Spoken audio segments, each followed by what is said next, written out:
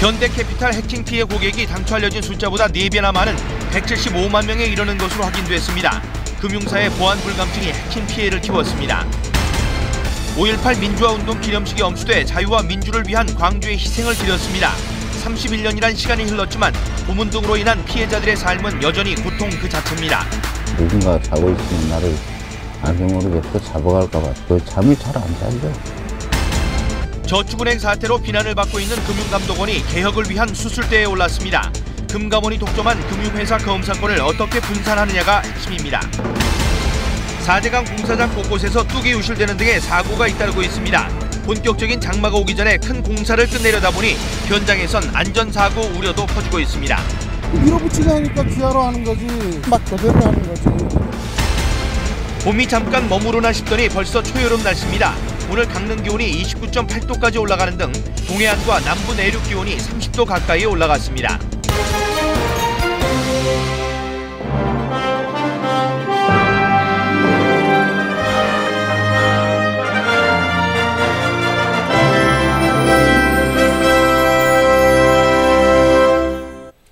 시청자 여러분 안녕하십니까? 지난달 8일 발생한 현대캐피탈 해킹 사건에 대한 금융감독원의 조사 결과가 나왔는데 모두 175만 명의 고객 정보가 유출된 것으로 확인됐습니다. 네, 회사가 보안 관련 규정을 안 지켰던 게 피해 규모를 키웠습니다. 윤상 기자입니다. 지난달 해킹으로 개인정보가 유출된 현대캐피탈 고객은 175만 명. 당초 현대캐피탈이 밝혔던 43만 명의 4배 규모입니다. 회사 측의 보안 불감증이 이 같은 대규모 해킹을 불렀습니다. 금감원 검사 결과 현대캐피탈은 외부에서도 광고 메일 서버에 접속할 수 있도록 하고 퇴직 직원이 재직 때 사용하던 아이디와 패스워드도 삭제하지 않은 것으로 드러났습니다. 동일한 IP, 즉 인터넷 주소에서 실제 해킹 전에 다수의 해킹 시도가 있었지만 이를 발견하지도 못했습니다. 한 IP당 접속 시도 횟수가 비정상적으로 높지는 않았기에 정상 거래 중인 IP와 구분하는데 현실적인 어려움이 있었습니다. 로그 기록에 남는 고객 비밀번호를 암호화하지 않아 피해를 더욱 키웠습니다. 고객 정보 조회 화면에선 주민번호를 숨겨야 하지만 이마저도 지키지 않았습니다. 현대캐피탈이 법규에서 정한 사고 예방 대책 이행을 소홀히 한 데 주로 기인합니다. 그러나 아직 고객의 금전적인 피해는 없었다고 금감원은 밝혔습니다.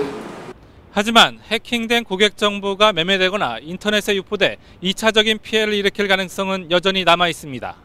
금감원은 현대캐피탈 정태영 사장 등 관련 임직원을 징계하기로 했습니다. KBS 뉴스 윤상입니다. 현대캐피탈과 농협에 이어 이번엔 현금 인출기 운영업체 등 금융사 3곳의 홈페이지가 또 해킹 공격을 받았습니다. 모의 해킹 실험을 해봤는데 시중은행 한 곳과 일부 금융기관도 해킹 안전지대가 아닌 것으로 드러났습니다. 이어서 최대수 기자가 보도합니다. 12,000여 대의 현금 인출기를 설치 운영하는 회사입니다. 최근 홈페이지가 해킹을 당해 입사 지원자 8,000여 명의 개인정보가 유출됐습니다. 기업간 거래가 많기 때문에 개인 정보라는 게 이제 영업적으로는 전혀 없습니다. 해킹 용의자는 한 저축은행 계열 채권 추심사의 전화 상담 내역 등도 빼냈습니다. 웹페이지들이 취약점이 존재한 채로 계속 방치된 형태로 운영되다 보니까 이제 공격자들이 쉽게 접근해서 개인정보를 유출할 수 있는 그런.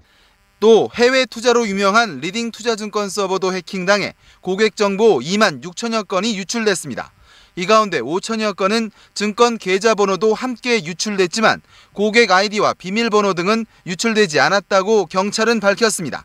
이런 상황을 보여주듯 시중은행과 증권사 등 금융사의 전산망은 한 보안업체의 모의 해킹에 맥없이 뚫렸습니다.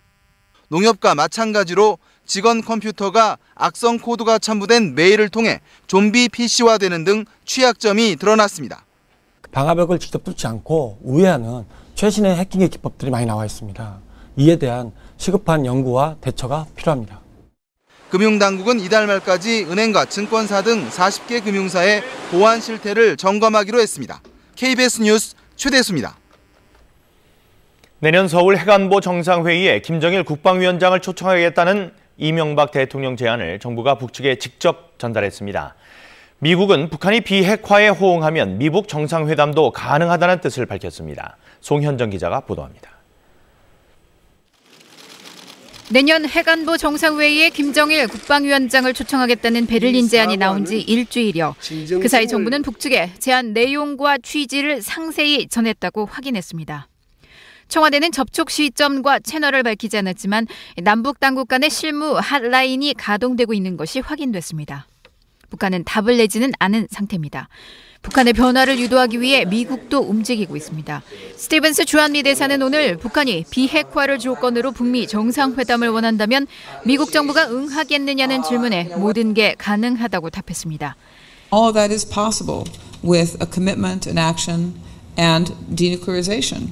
We can start down that road. But we're still early on that road right now, and there are many obstacles. 다음 주에는 킹 미 국무부 대북 인권 특사가 이끄는 북한 식량 평가단이 방북합니다. 이러한 신호들이 북한의 태도 변화를 이끌어낼 수 있을지 정부는 북한 반응을 기다리고 있습니다. KBS 뉴스 송현정입니다. 북한이 평안북도 철산군 동창리에 건설 중인 제2의 장거리 미사일 발사 기지가 완공을 눈앞에 두고 있다고 AP통신이 UN 보고서를 입수해 보도했습니다. 또 동창리 기지가 함경북도 화대단 무수단리 기지보다 규모가 크고 정교하다는 분석 결과도 소개했습니다. 북한에 대한 인도적 지원을 놓고 일부 종교계와 정부가 마찰을 빚고 있습니다. 한 기독교 단체가 정부의 승인 없이 밀가루 1억 원어치를 북한에 지원했는데 정부는 법적 조치를 검토하겠다는 입장입니다. 서지영 기자의 보도입니다. 한국기독교교회협의회가 북한에 지원한 밀가루는 172톤, 우리 돈 1억 원 정도의 분량입니다. 오늘 오전 중국 단둥에서 36톤 화물차 6대에 나눠 실린 밀가루는 국경을 넘자마자 북한 측에 넘겨졌습니다. 예정대로라면 늦은 밤 평양에 도착할 것으로 보입니다. 그런데 이 모든 과정은 정부의 승인 없이 진행됐습니다. 지난해 천안함 사건 이후 5.24 대북교역 금지 조치에 따라 영유아 등 취약 계층에 대한 인도적 지원 외에는 정부로부터 개별 허가를 받아야지만 지원을 강행한 것입니다. 정말 굶어 죽어가는 사람들이 있는 곳에는 먹을 걸 줘야 된다는 것이 우리의 가르침이고. 이에 대해 통일부는 정부 방침을 무시하고 대북 지원을 강행한 것은 대단히 유감스러운 일이라고 밝혔습니다. 북한 주민 접촉 신고 수리가 거부됐는데도 불구하고 북한 주민을 접촉한 부분은 교류협력법의 접촉 신고와 관련된 조항을 위반한 사안이 됩니다. 그러나 대북 지원이 남쪽이 아닌 제3국을 통해 이뤄졌을 경우 이를 규제할 마땅한 근거가 없어 정부는 난감해하고 있습니다. 5.24 조치에도 불구하고 다른 민간단체의 추가 지원이 잇따를 수도 있기 때문입니다. 정부는 이번 지원건과 관련해 한국기독교협의회로부터 북한 주민 접촉 경위 등을 파악해 법적 조치를 검토하기로 했습니다. KBS 뉴스 서지영입니다. 해외 동포들이 북한을 방문해서 북측 이산가족과 자유롭게 상봉하는 장면을 KBS가 단독 입수했습니다. 남북관계가 막히면서 북한이 해외 동포와의 관계를 확대해가고 있는 것으로 보입니다. 송영석 기자입니다. 지난달 중순 김일성 주석 생일을 맞아 초청된 해외 동포들이 묵는 평양의 호텔입니다. 곳곳에서 극적인 상봉이 이뤄집니다.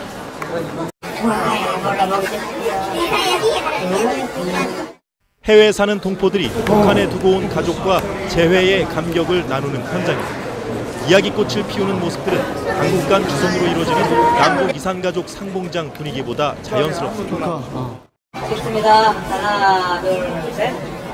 예.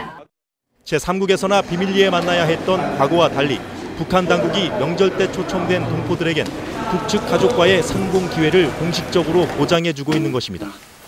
초청을 한 거기 때문에 거기에 대한 예우를 해줍니다. 가족들을 찾고 지속적으로 이제 만나죠. 김주석 생일을 축하하기 위해 동포 예술인들이 무대에 선 공연. 이 자리엔 김영남 최고인민회의 상임위원장을 비롯해 최룡해, 김기남, 박도춘 당비서까지 북한 권력 실세들이 참석해 동포들을 환대했습니다. 남한과의 교류가 단절된 사이 북한은 이산가족 간 만남까지 주선해가며 해외 동포들과의 관계를 확대하려 하고 있습니다. KBS 뉴스 송영석입니다.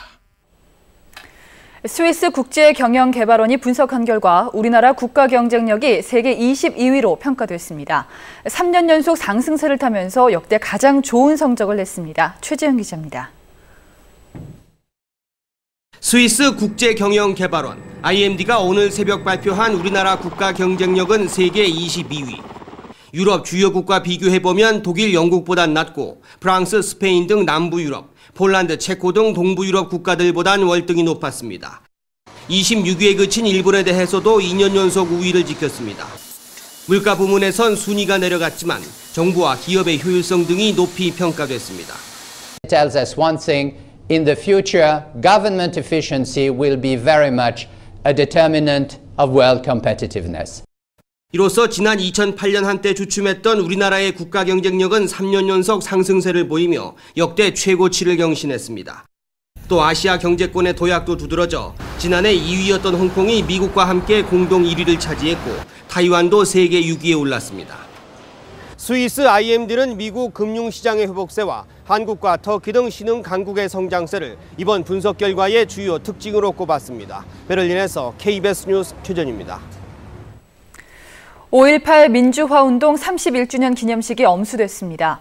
5월 영령의 넋을 기리는 추모객들의 발길이 이어졌습니다. 전진 기자가 다녀왔습니다.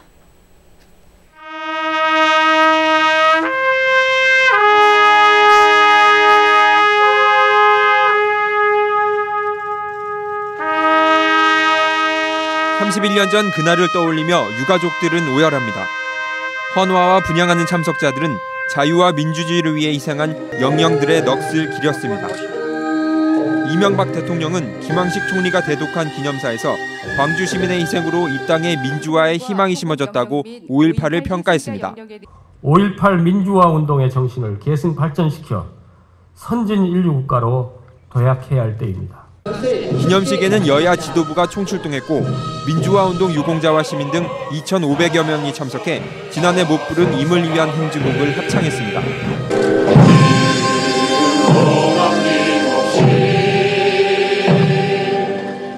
5.18 민주묘지엔 오늘 하루 9만여 명이 참배했습니다. 80년 5월에 있었던 일들을 생생하게 이렇게 기억할 수 있고 또 5월의 영령들을 가슴에 새길 수 있었던 것 같아요. 기념식에 이어 KBS 교향악단의 5.18 추모 음악회가 열려 차분하고 경건한 분위기 속에서 자유와 민주를 위한 광주의 희생을 되새겼습니다. KBS 뉴스 전진입니다. 시위 진압은 매서웠고 고문은 모질었습니다.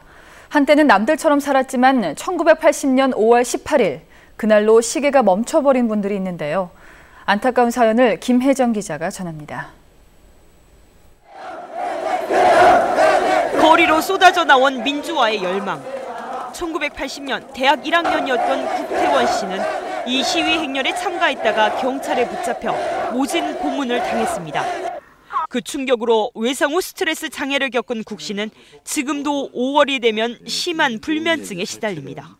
근데 거의 잠을 잘 안 자고 있는 것은 누군가 자고 있으면 나를 알게 모르게 또 잡아갈까 봐 거의 잠을 잘 안 자죠. 올해 51살인 국 씨는 지난해 다시 대학생이 됐습니다. 국 씨는 지난 30년 동안 세상과 단절된 채 홀로 멈춰서 있었습니다. 해마다 이때쯤 되면 많이 내가 살아야 할 이유를 찾고 싶고. 5.18 때 고문을 당해 정신 이상 증세를 보이고 있는 강모 씨는 사흘째 집에 돌아오지 않았습니다. 어디 갔냐? 혼자 사는 집안에는 다 썩어가는 음식만 남아 있습니다. 하루에 한 끼를 먹을 동안 또 굶어보죠, 굶어보죠.